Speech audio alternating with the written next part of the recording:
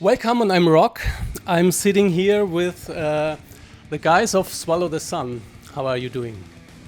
Awesome. Tired. Yeah, so and so. You can read on your Facebook site that you come from the darkest corners of Finland. Your hometown is called Jyväskylä, something like that? Very good. Where is it exactly, the darkest corner of Finland? In the center. Okay. Yeah, central Finland. Yeah, Jyväskylä sucks ass. Big time. Why do the people in Finland love metal?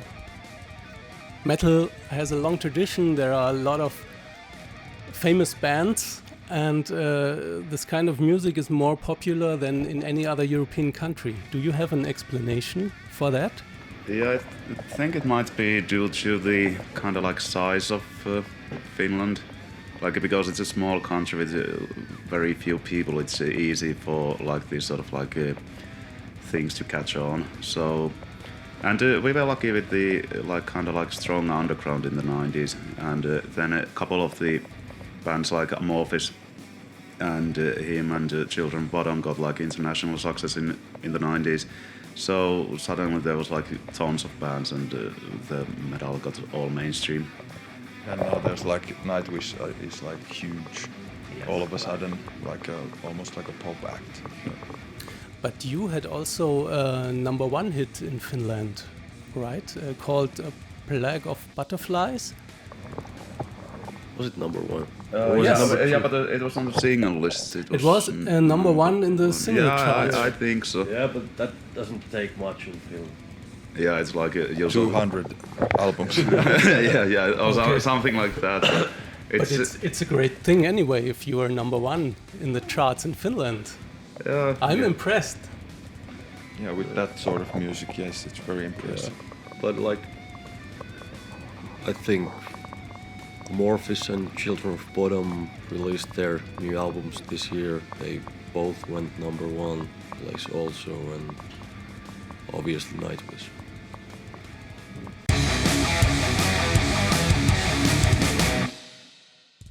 Now we have to talk about your new album called Songs from the North. It's a remarkable and unique album because it consists of 3 parts and they sound completely different. How did you come to the idea to make this triple record?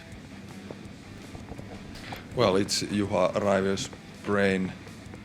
Juha came up with the idea. I guess it was like already in 2012 or something. It might have been even earlier. Like I think he had been like throwing this idea around of possibly doing something big like that for even like even in 2010 or something, or at least it was in the back of his mind. And then at some point he started seriously talking about it. And suddenly he was like, okay, we are going to do this. We were like, okay, let's do it. Crazy enough idea. Yeah. So everybody got motivated Yes, to do it. it's really a crazy idea. And can you explain the process of songwriting for this album? Did you say, today we made some acoustic songs, tomorrow we do some metal songs? Well, it's all Juha's stuff, so basically he kind of took care of that by himself in the woods. Okay. Yeah, this was a very personal project for him, so he did it all by himself, and like all the music. But you are also involved with your instruments. Of Course. Yeah. It's like what he does is usually these demos with guitar tracks pretty much as they are going to be. And then there's some like maybe sketches of keyboards and maybe a couple of vocal lines here and there. And then like I did my keyboard parts. It took about 3 months to arrange them, and Mikko also like his vocal stuff. It was a pretty long process. Yeah, too much work. Never again. We got the demos about a year ago, a year before the release. So we had time to, at least with the drums and bass, at least we got time to kind of get into that stuff. You said in an interview, I don't know which member of the band it was, that dark and melancholic music is more beautiful than happy music. Why do you think so? Read that. You can't convey real emotion with happy music. Yes, sadness is only real emotion. Yeah. But yeah. Yeah. I think it was Mika who said this, right? Yeah, could have been me.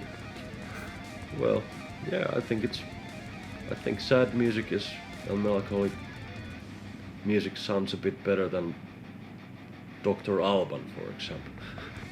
But or you can also hear that in a sad way. Or David Hasselhoff. Isn't that a big hit in Germany? 20 years ago, maybe. Okay, yeah. Yeah. But it's also the musical tradition in Finland has always been really melancholic. All the most classic Finnish songs are about lots like of minor tunes. Yeah, minor keys, and it's also like always about longing something you can't get. Like it's unattainable things and all that melancholy stuff. What's the reason for that? Is it because it's always dark in winter, or? Probably. Yeah, I think Maybe. it's somewhere there in northern flood, or I don't know why. But Yeah. I have no idea why, but that's just how it's been always. Do you know any crazy or funny stories from your life on tour? For example, I read in an article that you lived together with another band in a small van for 2 months. That sounds like you had fun on tour. Yeah, well, that wasn't so much fun actually, but yeah, what happens on tour usually stays on tour. Okay.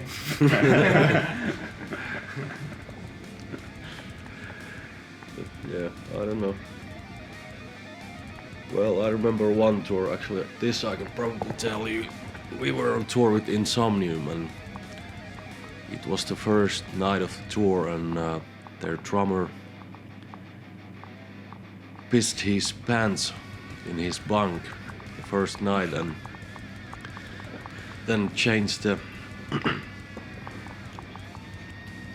mattress with the tour manager's mattress and didn't tell the tour manager, and so the tour manager slept on his piss the whole tour. That was quite fun. The whole tour. Okay. Thank you very much for talking to us. All the best for you. This was Swallow the Sun on m-rock.